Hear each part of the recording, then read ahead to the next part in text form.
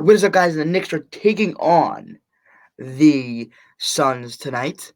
That's gonna be it's gonna be a big game. I like the game after the Heat, and this game we'll see if we have the squad intact and ready to play. Now, my first thing is we gotta attack the paint.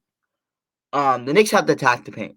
If they want to win this game, they gotta get downhill and they gotta create pressure on the defense. Got to create rim pressure because a Clipper. I was watching the Clippers game.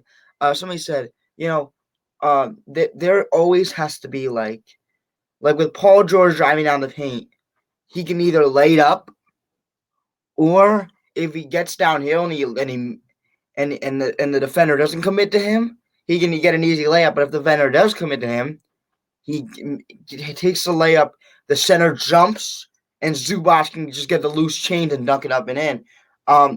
That's kind of what the Knicks got to do today.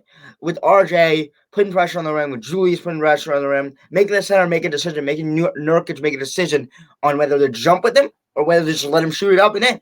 And if he makes a decision to jump with him, then Mitchell Robinson will get the loose change and dunk it up and in. But one of the biggest things we have to take care of the ball. Taking care of the ball is the number one thing for this game.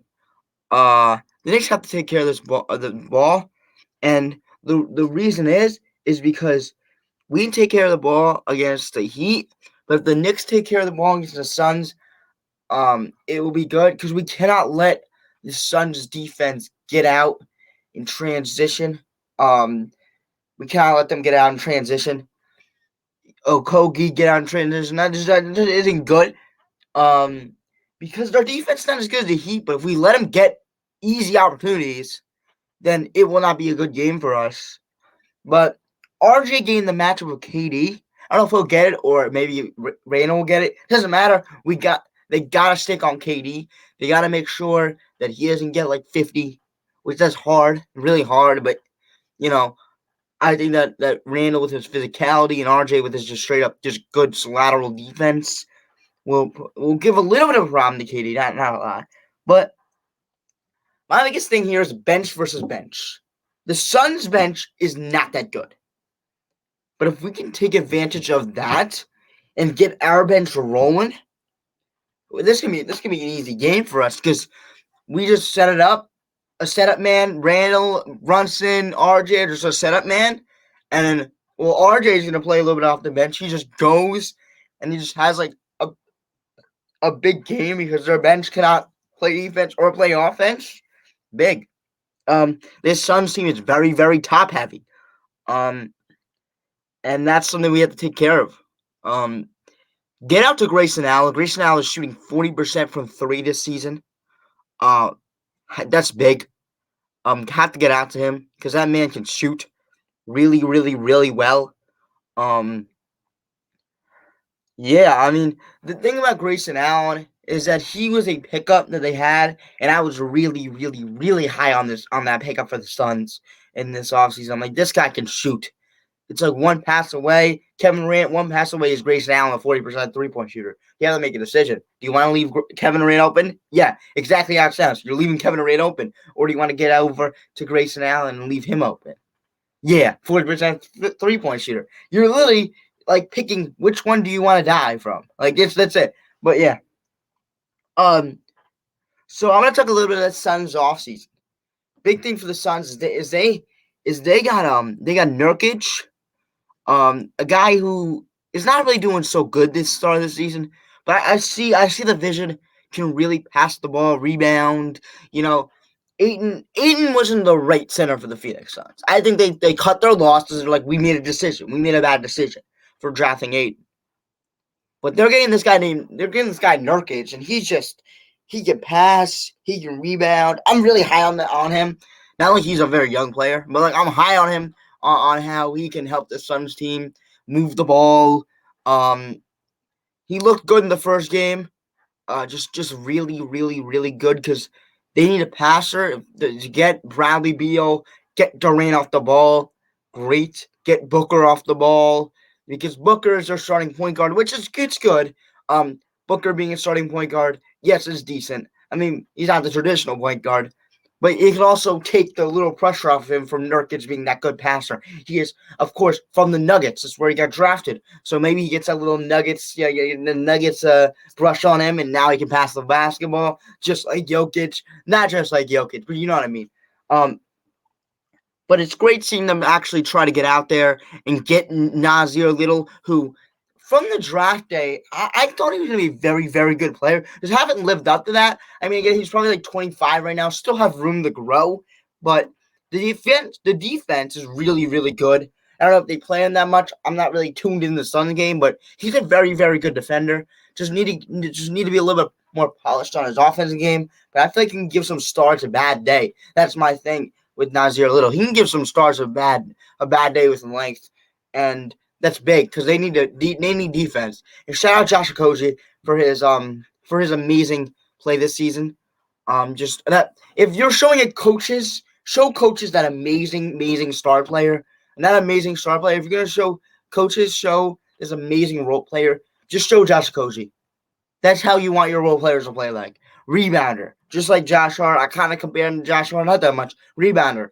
Defender. Like, just get down in the stance. He's just cheaper Josh Hart. Like, and that's big. Like, Hami Hawkins, cheaper Josh Hart. Like, those players are cheaper than Josh Hart, but can give you the same impact as Josh Hart. And Josh Okogie is really, really, really good in that starting lineup. Gives that defense to, like, Devin Booker, Kevin Durant, Grayson Allen. Like, that's not really that good defense. But then you plug in Josh Okogie, his amazing defense. Just great to see. So then they got their holes in. They kind of passed the holes up in that when they tagged on a 3-team trade. I don't know who it was for. And also they got Beal in the offseason. Beal, just another very good scorer who can take the pressure off of Durant and Booker. Just, if you double Durant, you're gonna give the ball to Devin Booker. If you double Booker, you're gonna give the ball to Bradley Beal. So you're losing either way. Which way do you want to die? That's my thing. If you double Bradley Beal, then Grayson Allen's going to be open from 40% three-point shooter. So, and then you have Nurkic down below. So, that Suns team's really, really, really polished. I love it. They have a problem with Josh Okogie from 3, but I think they can hide it because Josh Okogie's such a good defense player. It's about, who's the Suns? I'm blanking. Oh, Frank Vogel. It's about if Frank Vogel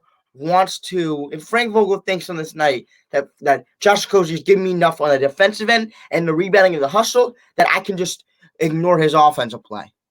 And I think he usually does that. It depends on the game. If I'm Frank Vogel and he just sucks offensively and defensively he's giving me like decent play, I'm gonna lean towards Grayson Allen that night. But Josh Okogie is a really good player. Don't get me wrong.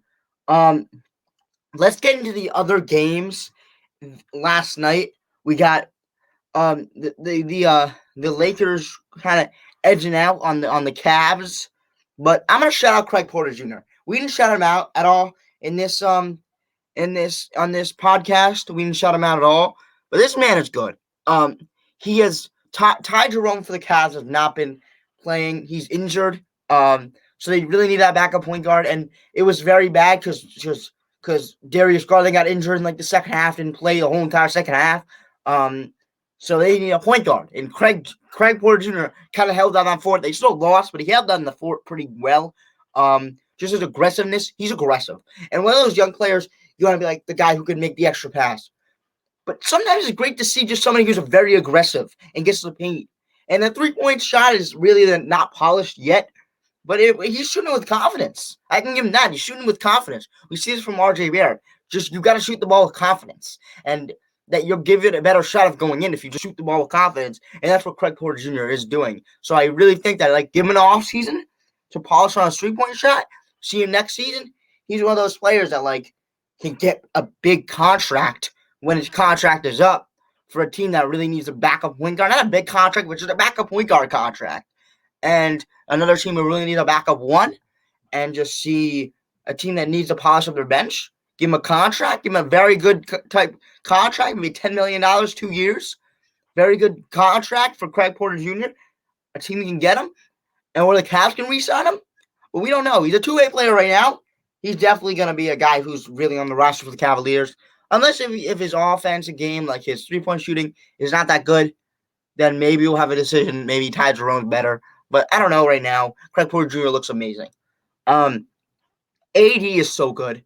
AD is somebody that when he's healthy, he is miles ahead of like anybody on the floor skill wise. When he played against the Cavs, he's miles ahead over anybody skill wise, and he showed it. Just give me that ball, Jared Allen. Not a bad defender, not a slouch defensively. Just give me that ball. We're gonna go. We're gonna go, and we're gonna win by me.